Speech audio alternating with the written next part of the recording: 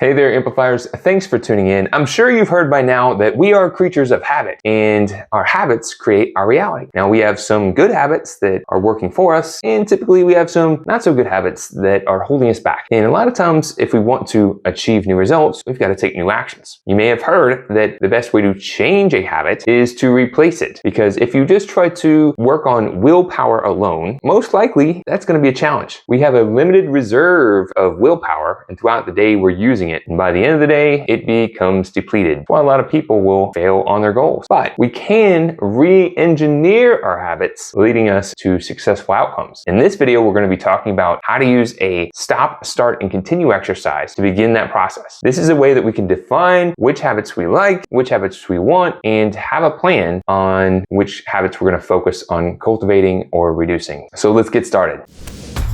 Welcome to Growth Amplifiers, where we showcase the best tips, resources, and tools to amplify and scale your business.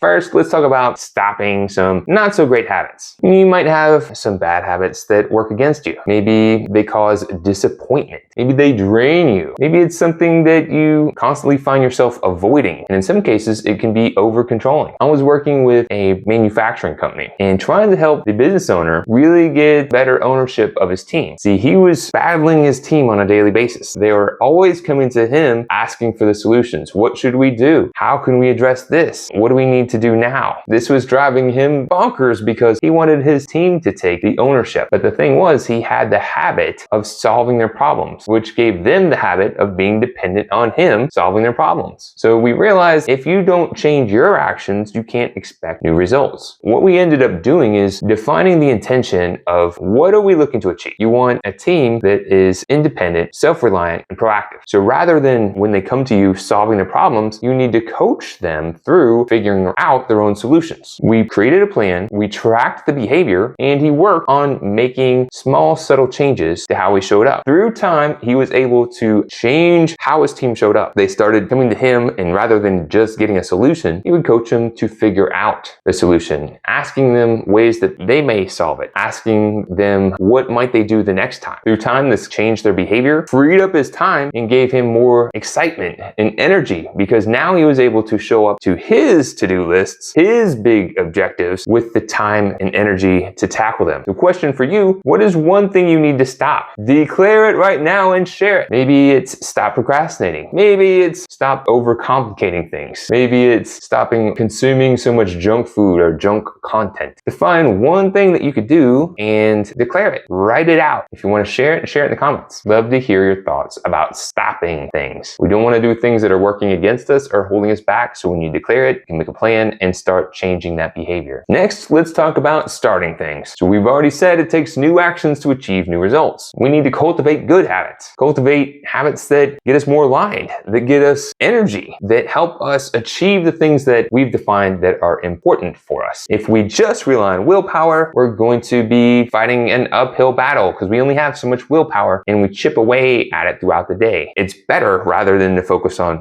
willpower alone, that is a battle that's hard to win, changing the habit, making it become second nature. So it's just how we show up. It's who we are. We had some stressed out clients who were so busy that they were not taking time to refuel, and this ended up leading to burnout. And their burnout, the frustrated energy, the feeling drained, coming to team meetings, trying to cultivate forward momentum with the team, just wasn't happening. If you show up to a meeting that you're leading, and you show up frustrated, burnout, and checked out, it's going to spread to your team. They're going to feel that energy. What we ended up doing in this case is we guided the business owner to work through some mental fitness practice. This is taking some time out to tune in and get grounded, really be into the existing moment, working on developing their strengths and being innovative, being explorative, being a creative solver, taking some time to just rejuvenate so that they could show up to the meeting refreshed, focused, and driven to take new action. What ended up happening here is they started to come to meetings with a different energy, sharing that vision, sharing that energy with their team, and the team started to feel it. They started to feel inspired and empowered to take new actions themselves. This is a process. It doesn't happen overnight. It happens by identifying the intention you want to change and then making small incremental steps to improve to get to that result. The book, Atomic Habits, which talks about making small incremental atomic small changes to transform what is possible through time. Don't feel like you've got to change 100% right out the gate, that it needs to happen overnight, or that you will push through with willpower. Create the intention, make a plan, and be consistent. That is how you can cultivate transformation. So what is one thing that you need to start? Is it working out? Is it practicing a skill? Is it tracking something? Is it being more free thinking or more structured and managed? Write in the comments something that you would like to start. Again, it all starts with the intention. All right, so now we're talking about continuing. The thing is, you're going to have some habits that are working for you. They're producing results. And as you're thinking about starting new habits, adding new things to your plate, new habits to your plate, you want to make sure not to disrupt the habits that are currently working for you. So if you already have a workout routine that's keeping you fit, you wouldn't want to add a meditation routine to replace it, and then you lose the benefits of the workout routine. You'd want to add the meditation routine to replace maybe a different bad habit of maybe tuning into too much politics and news. So you want to make sure that you're defining the activities that you want to continue because they're giving you a benefit. If you don't identify it, you could overlook this and potentially let it go, and the benefits will degrade through time. For example, Growth Amplifiers, my business. One of the ways that we've built our business is interviewing other business advisors and entrepreneurs. This helps us build relationships with other successful people. It opens up new opportunities, such as speaking events or being a guest on other people's podcasts or YouTube channels. And we could easily fall into a trap of thinking, we've done enough interviews, we've had enough guests, let's go ahead and stop doing the interviews. But what would that do? Well, that would close off the doors to new opportunity, and it would kill the momentum that we've generated thus far. We want to continue that habit if we want to continue to grow. Another example is an owner of an accounting practice that I was talking to. Now, they used to market their business and they would do it consistently, and they had grown for years. And then they got to a point where they had plenty of clients and they started getting enough referrals, and they quit marketing. Now, the challenge was, as their clientele began to age and start retiring, they started having natural attrition. And because they quit the marketing, they didn't have new clients coming in. This meant their business was shrinking, not growing, which is not something that they were looking to do. They had to work on launching marketing again and slowly getting new clients and growing them through time. This could have been avoided had they continued marketing, at least to some degree, to be building new relationships that they can grow as their existing clientele continue to grow and maybe retire at some point. Moral of the story is, you want to define which habits, which activities that you're taking that are working for you, and then continue to do them versus overriding them or letting them degrade through time. So it is something that you need to continue. Declare it and share it. Put it in the comments. Love to see something that you're defining that you want to continue that's producing results for you. So here's the amplified action. I want you to spend